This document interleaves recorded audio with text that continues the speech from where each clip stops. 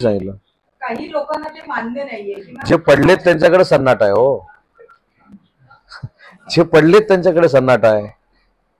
पवार साहेबांनी काय सांगितलं? पवार साहेबांनी काय सांगितलं? माझं म्हणणं काय की ज्या व्यक्तीनं 50-55 वर्ष राजकीय कारकिर्दीमध्ये महाराष्ट्रात घालवले त्याचं म्हणणं ऐकलं पाहिजे, त्या व्यक्तीचं म्हणणं ऐकलं पाहिजे. ते काय म्हणाले?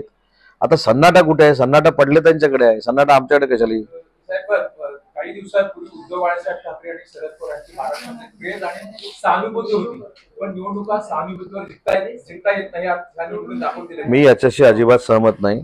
देश पातळीवर काय यांची सहानुभूती नव्हती.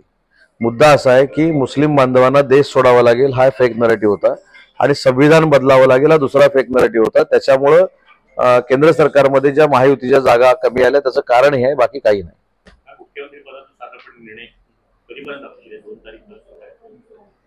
नाही, आताच मी आपल्या माध्यमातून बघितलं की दिल्लीचे भाजपाचे काही नेते मंडळी इथे येत आहेत आणि तिन्ही नेते सक्षम आहेत ना. तिन्ही नेते एकत्र बसतील आणि त्याच्यावर निर्णय घेतील.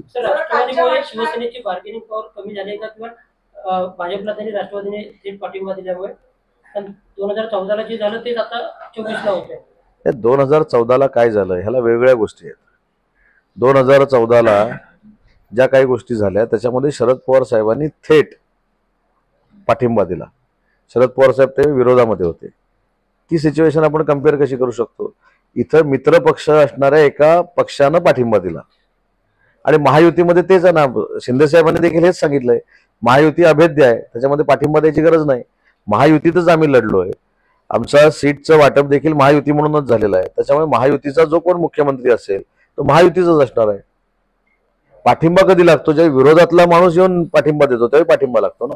कालच्या मेळाव्यात भाजपच्या जिल्हाध्यक्ष राजेश रावांनी असं सांगितलंय की आपल्याला जिल्हा